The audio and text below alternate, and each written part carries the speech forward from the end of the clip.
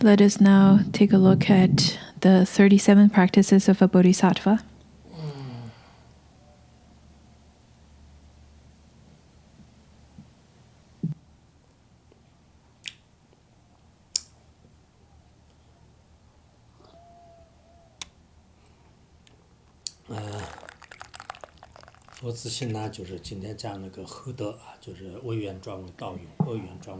Today we will look at the second part, which is bringing negative circumstances onto the path during the post-meditation,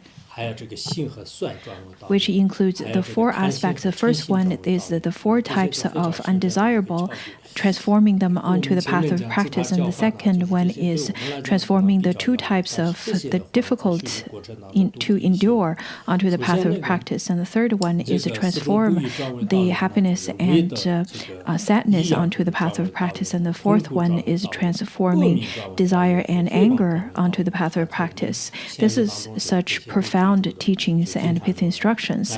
Previously, when we studied exchanging self to the others, it could be a bit of a stretch to some of the mundane beings, but these kinds of teachings can be applied to your life. Let's look at the first one. Over here it says, if someone swayed by great desire steals one's wealth or incite others to do so, it is the practice of a bodhisattva to dedicate to that person one's physical body, enjoyments, and virtues of the three times. If any sentient being, overpowered by desirous craving, directly steals all the enjoyment and wealth, or else incite another to engage in such a theft, not only should we refrain from becoming furious with that particular individual and trying to return harm for harm, we should instead, with even greater benevolence, further dedicate the offer and offer the harm doer our physical body, which we cherish so dearly, and whatever enjoyments and virtues of the three times that we may possess. Such is the manner of practice of all bodhisattvas, whereby loss is brought onto the path.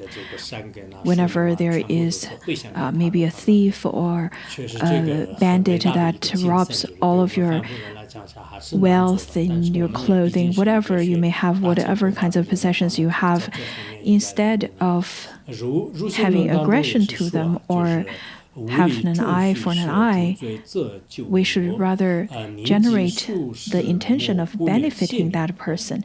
On top of that, we should offer our body that we cherish so much and all of our possessions and even the meritorious roots that we've accumulated of the three times to rededicate them to this harm doer. That is the practice of a bodhisattva. This is quite difficult. This is such also a great intention and a great spirit, especially for mundane beings. It's very difficult to do, but as someone like us whom already tread on the path of Mahayana, we need to try our very best to do so. From the way of the bodhisattva, while all my property I will leave behind, evil deeds will always accompany me. And because I strive for liberation, I should not fetter myself with the possessions and honor. Therefore, why should I be angry with those whose pursuit is to free me from my fetters? The Venerable Chontunpa often would chant this verse, and he would constantly murmur this to himself. This is recorded in Opening the Gate of Mind Training as well.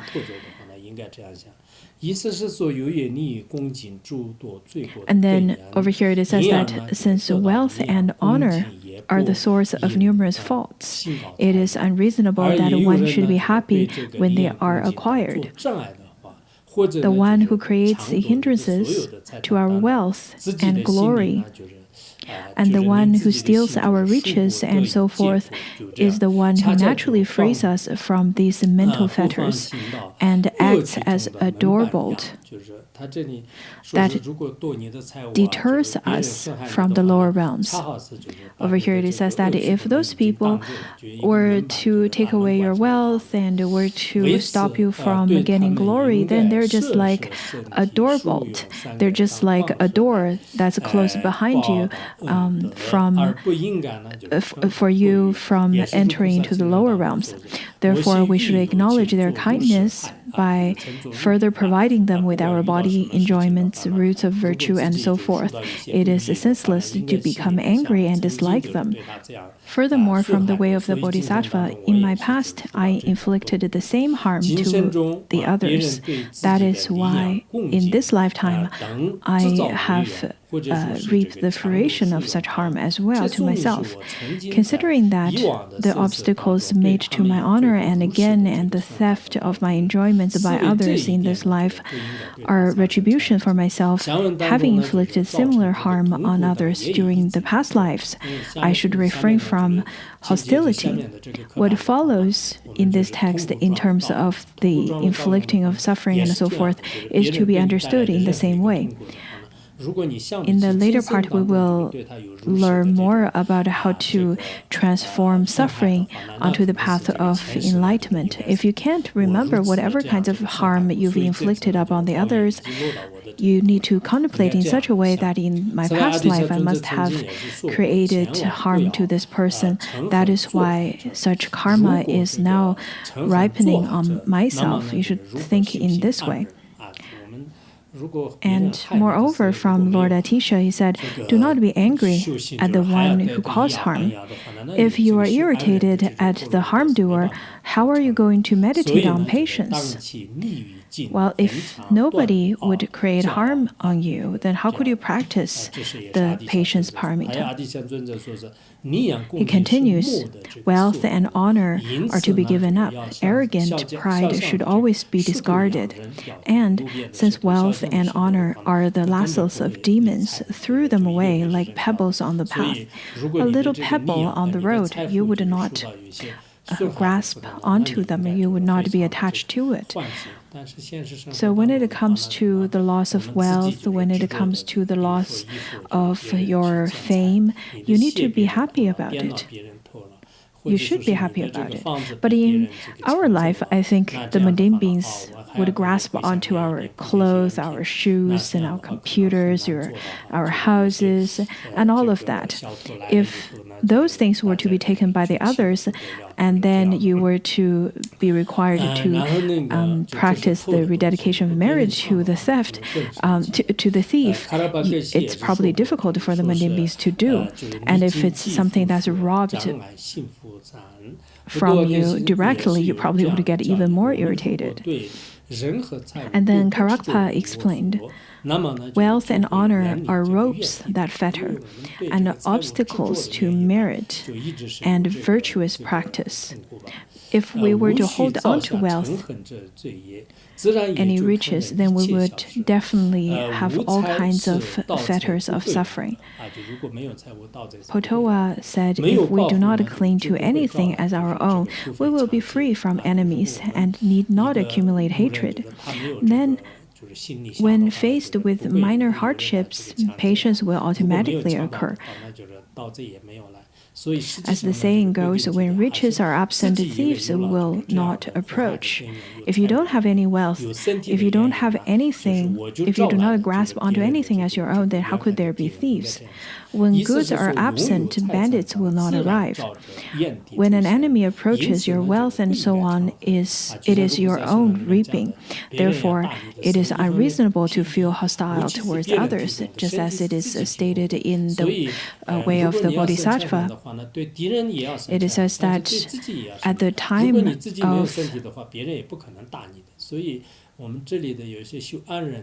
being beaten by the others, on one hand, the weapons were provided by others and the body is yours. If you were to generate hatred and hostility to the enemy, then you need to have hostility to your own body. If you don't have a body, then how could other people beat you? This is really a way to practice patience. I believe when I was given teachings on this particular chapter on patience from the Way of Bodhisattva, I believe it was in New Zealand. At that time, lots of New Zealanders truly appreciated this teaching, and they felt that the particular way of thinking is very refreshing. The wealth is provided by, if one were to have wealth, the bandits would be attracted because you first accumulated wealth. So on the certain level, it is your fault to attract the bandits as well. And then Geshe Chinagwa explained, for example, unless you have set up a target, there is nothing for the arrow to hit. That the arrow hits is the result of having set up the target. Well, only you have a target, then the arrow could hit. When we have set up the target of our own past negative actions, we will be hit by the arrows of harm from others in this life. It is therefore inappropriate to feel rage towards others. This part talks more about the suffering caused by wealth and possessions. Later on, we will learn more about suffering generated from feelings. The explanations given over here talks about the suffering is partially related to your enemy, yes, but also to yourself. So you cannot blame it all to the others. For people with wisdom, you need to recognize that you yourself also has a part in these kinds of result of suffering as well. The same can be applied on the cause of suffering and so forth, described hereafter. Moreover, from Gyaltse Togame himself, after those attached to wealth or hatred toward me have stolen all my possessions, if it is even only for one day that I happen to be without nourishing food and drink, over here he describes the situation that his whole possession, including all of the clothing and food, and not even have any drinks or a bowl, everything's lost. Then at that time, Gyaltse Togame said, I should remember my promise of bodhicitta. You need to remember the mind of kindness and compassion. At the time of enduring great suffering and great harm, that is the time to practice patience. You need to contemplate in such a way. That is the best time to practice. So he said that at that time I should remember my promise. What is the promise? The promise that we made in front of all the Buddhas and Bodhisattvas, that we need to benefit sentient beings, not harm sentient beings. And this is the time to remember that promise. This is the time not to seek for revenge from the ones who created harm upon me. In the next part, moreover, he taught that we must remember our promise to foster benefit as repayment for harm. The next chapter also relates to this. He continues, if someone carries off all my enjoyments, I will dedicate from the core of my heart, thinking may all of those enjoyments, my physical body and other pleasures, as well as all my virtue, without exception, become the cause for his well-being. Thus he made prayers and dedication and practiced accordingly.